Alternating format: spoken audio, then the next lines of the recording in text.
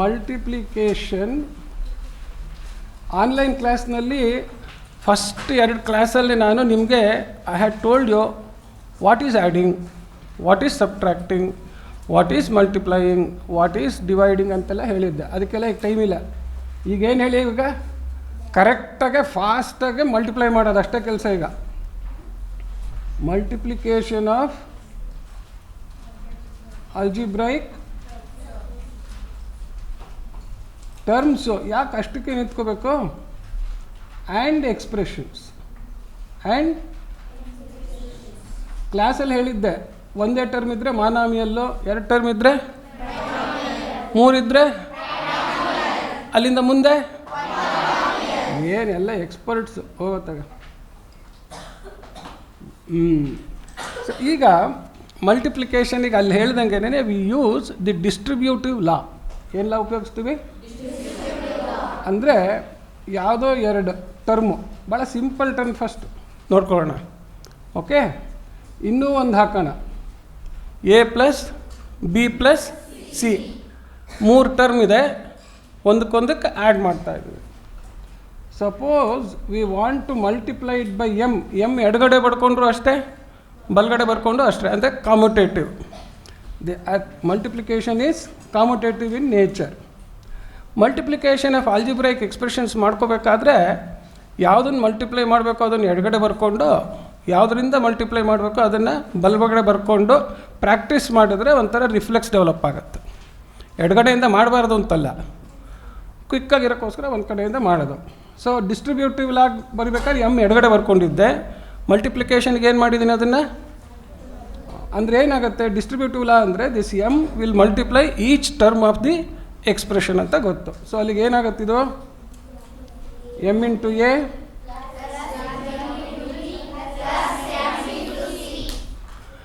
ಈಗ ನಂಗೆ ಯಾಕೋ ಸರ್ ಹೋಗಲಿಲ್ಲ. ಇಫ್ m = ಅದನ್ನೇ ಒಂದು ದೊಡ್ಡ ಎಕ್ಸ್ಪ್ರೆಷನ್ ಆಗೋಯ್ತಪ್ಪ, ಏನು ಮಾಡೋದು ಅಂತ. M instead of just being 1 single term, ಒಂದು ಆಬ್ಜೆಕ್ಟ್ಗೆ ಒಂದು ಯಾವುದೇ ಒಂದು ಸೆಟ್ ಆಫ್ ಟರ್ಮ್ಸಿಗೆ ಎಲ್ಲ ಸೇರಿ ಒಂದು ಬ್ರ್ಯಾಕೆಟ್ ಹಾಕಿದ್ರೆ ಅದೇ ಒಂದು ಆಬ್ಜೆಕ್ಟ್ ಅಂತ ಹೇಳಿದ್ದೆ, ಹೌದಾ? That itself is 1 object ಅಂತ. ಸೊ ಎಮ್ ಅನ್ನೋದು ಎಮ್ಮೆ ಯಾಕಿರಬೇಕು? M shall be an object like x + y + z ಅಂತ. ಆ ಥರ ಮಾಡಿದ್ರೆ ಏನಾಗುತ್ತೆ ನೋಡಿ, ಇಲ್ಲಿ ಎಮ್ ಜಾಗದಲ್ಲಿ ಏನು ಬರ್ಕೊಂಡು ಹೋಗೋದು, ಇವ್ರೊಂದು ಆಬ್ಜೆಕ್ಟ್ ಅನ್ಬೇಕಾದ್ರೆ ಏನು ಮಾಡ್ಬೇಕು ಅವ್ರಿಗೆ? ಒಂದೇ ಆಬ್ಜೆಕ್ಟ್ ಅವರು ಅನ್ಬೇಕಾದ್ರೆ ಏನು ಮಾಡ್ಬೇಕು ಅವ್ರಿಗೆ? ಒಂದು ಮನೆ ಕಟ್ಕೊಡ್ಬೇಕು ಇಂಟು ಎ. ಮತ್ತೆ ಎಮ್ ಜಾಗದಲ್ಲಿ ಏನಿರುತ್ತೆ? ಇಂಟು ಮತ್ತೆ ಇಂಟು. ಈಗೇನು ಮಾಡೋದು ಅಂತ ಗೊತ್ತು ನಿಮ್ಗಾಗಲೇ, ಹೌದಾ? ಸೊ ಏನಾಗತ್ತೆ ಹೇಳಿ, ಇವಾಗ ಏನಾಗತ್ತೆ?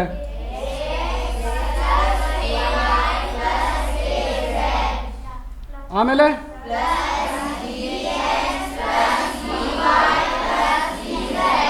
ಆಮೇಲೆ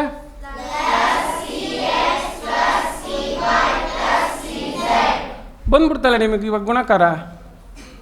you know how to multiply. Now you tell me how you multiply. How you multiply 2 expressions? Multiply, ಈಗ ನೋಡಿ ಇದನ್ನು ಈ ಥರ ಬರೆಯೋದ್ರ ಬದಲು a + b + c into x + y + z ಅಂದರೆ ಏನಾಯಿತು? ಮಲ್ಟಿಪ್ಲೈಯಿಂಗ್ 2 ಎಕ್ಸ್ಪ್ರೆಷನ್ಸ್ ಅಂತ ಆಯಿತು, ಹೌದಾ? ಸೊ ಅಲ್ಲಿಗೆ ಏನಾಯಿತು? ಎಕ್ಸಿಂದ ಒಂದು ಸತಿ ಎ ಬಿ ಸಿ ಮಲ್ಟಿಪ್ಲೈ ಮಾಡೋದು, ವೈಯಿಂದ ಇನ್ನೊಂದು ಸತಿ ಎ ಬಿ ಸಿ ಮಲ್ಟಿಪ್ಲೈ ಮಾಡೋದು, ಝೆಡ್ಡಿಂದ ಅಕಸ್ಮಾತ್ ನನಗೇನೋ ತಲೆ ಕೆಟ್ಬಿಟ್ಟು ಫಸ್ಟ್ ಇದನ್ನು ಬರೆದ್ಬಿಟ್ಟೆ ಅಂತ ಇಟ್ಕೊಳ್ಳಿ, ಆಮೇಲೆ ಇದನ್ನು ಬರೆದೆ ಅಂತ ಇಟ್ಕೊಳ್ಳಿ, ಆಗಲೂ ಕೆಲಸ ಅದೇನೇನೆ. ಬಟ್ ಏನು ಮಾಡ್ತೀರಾ? ಎಯಿಂದ ಎಲ್ಲ ಒಂದು ಸತಿ ಗುಣಿಸ್ತೀರಾ, ಆಮೇಲೆ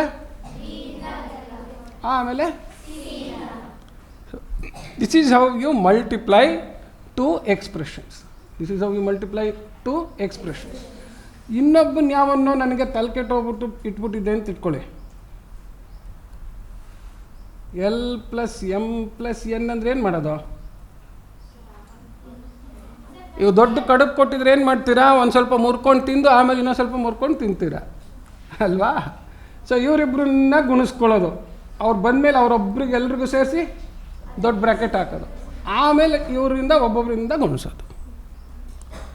ಗೊತ್ತಾಯ್ತಾ? ಎಷ್ಟು ಉದ್ದ ಇದ್ದರೂ ಅದೇನೇನೇ ಲೆಕ್ಕ. ಉದ್ದ ದೋಸೆ ನೀವು ಪೇಪರ್ ದೋಸೆ ತೊಗೋತೀರಲ್ಲ, ಈ ಕಡೆಯಿಂದ ಆ ಎಂಟು ತನಕ ಅದನ್ನು ತಿನ್ನಕ್ಕೆ ಬರುತ್ತಲ್ವಾ, ಹಾಗೆ ಇದು ನಾನು ಒಂದೊಂದೇ ಉದ್ದ ದೋಸೆ ಕೊಟ್ಟರೆ ಏನು ಮಾಡ್ತೀರಿ ಹೇಳಿ, ಆ ಕಡೆಯಿಂದ ತಿನ್ಕೊಂಬರ್ತೀರ, ಹಂಗೆ ಈ ಕಡೆಯಿಂದ ಮಾಡ್ಕೊಂಬರೋದು. ಈಗ ಮೋಸ್ಟ್ ಇಂಪಾರ್ಟೆಂಟ್ ಏನಪ್ಪ ಅಂತಂತಂದರೆ, you should learn how to algebraic terms multiply ಮಾಡ್ಬೇಕಾದ್ರೆ ಏನೇನೆಲ್ಲ ಇರುತ್ತೆ ಮಲ್ಟಿಪ್ಲೈ ಮಾಡಬೇಕು. ಯಾಕೆಂದರೆ ನಿನ್ನೆ ಏನು ಹೇಳಿದ್ದೆ, algebraic term is the multiple of sign, numerical coefficient and powers of letters.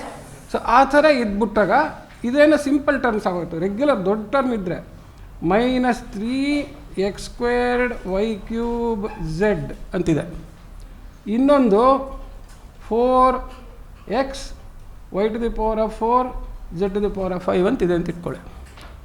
Okay, so ಇದಕ್ಕೆ ಸೈನ್ ಏನು, -1, ಇದಕ್ಕೆ ಸೈನು. ಸೊ ಯಾವಾಗಲೂ ಫಸ್ಟು ಮೈನಸ್ ಇಂಟು ಪ್ಲಸ್, ಇದು ಮೈನಸ್ ಇಂಟು ಪ್ಲಸ್, ಇದೇನಿದು, ಇದನ್ನೆಲ್ಲ ಅಲ್ಲಿ ಬರೆದಿದ್ದೆ ನಿಮಗೆ ಆನ್ಲೈನ್ ಕ್ಲಾಸಲ್ಲಿ. This is product of science. ಏನಿದು,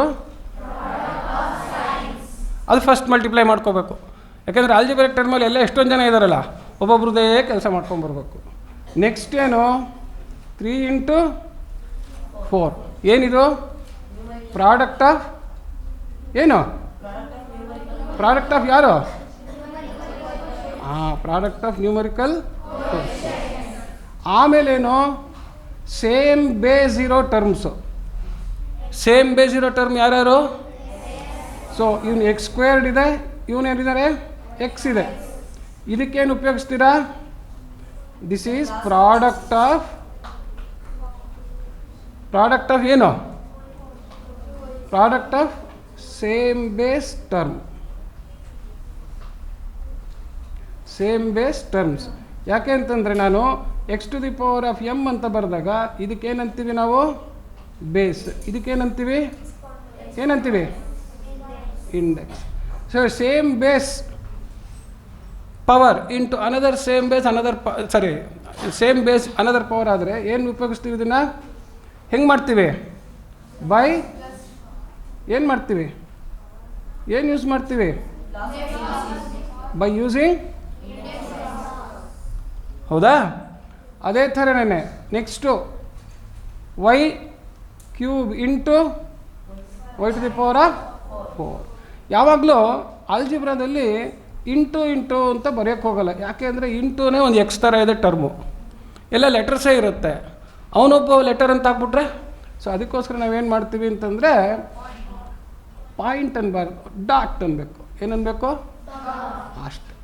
ಪಾಯಿಂಟ್ ಅಂದರೆ ಅದಕ್ಕೊಂದು ಬೇರೆ ಅರ್ಥ ಇದೆ ಡೆಸಿಮಲ್ ಫ್ರ್ಯಾಕ್ಷನ್ಸಲ್ಲಿ, ಸರಿನಾ? ಅದಕ್ಕೆ ಇವಾಗ ಏನು ಅನ್ಬೇಕು, ಅದಕ್ಕೆ ಜಾನ್ರು. ನೆಕ್ಸ್ಟ್ ಏನು ಮಾಡ್ತೀರಾ, z ಇಂಟು,